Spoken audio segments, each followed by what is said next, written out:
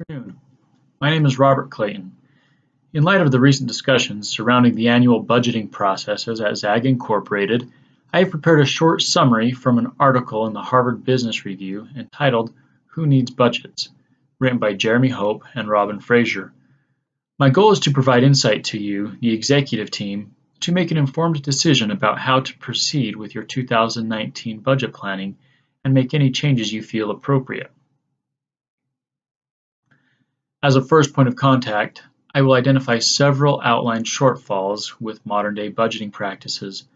Second, I will look at some potential theories to budgeting alternatives, and lastly, a real-life example of a company that eliminated their budgeting practices and how it affected their business. Now, I don't know of anybody who truly enjoys budget planning every year. It starts about 4 months before the fiscal year ends.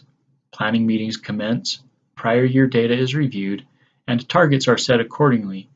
Then, the budgets are reviewed, modified, reviewed again, and so forth through about 4 to 5 iterations. This is a process that can take months to finalize.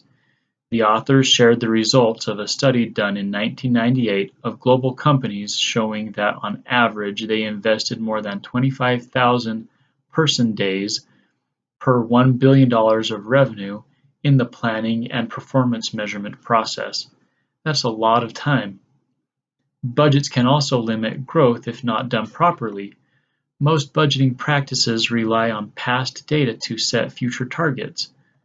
One common issue that arises in budgeting is the use of ratcheting, or relying on prior year growth as a basis for next year's budget.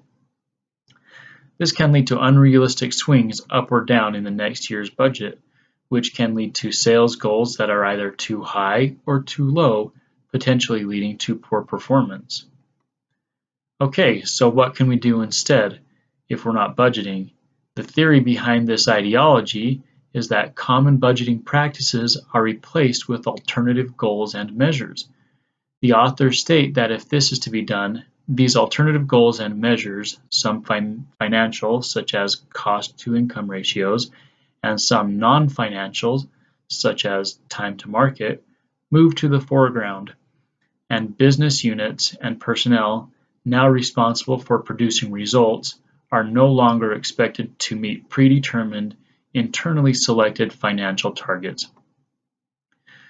Measuring company-wide performance based on peers' performance and using KPIs as the standard creates much more dynamic and fluid business practices rather than relying on static budget data.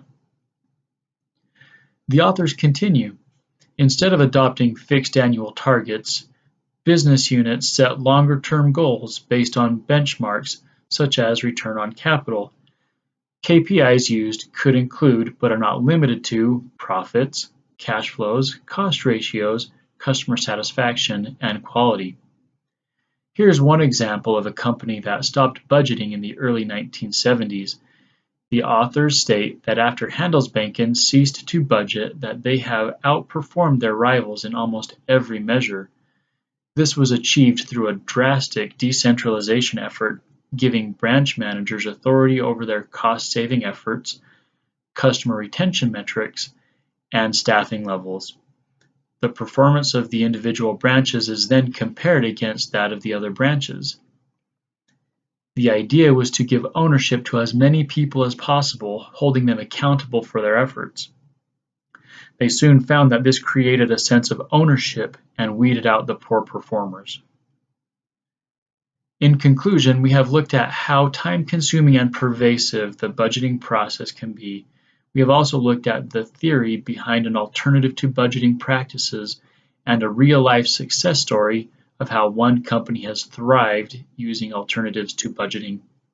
To close, my goal was not to say that all budgets are bad, rather to show different points of view on how as you prepare your 2019 budgeting process. Thank you.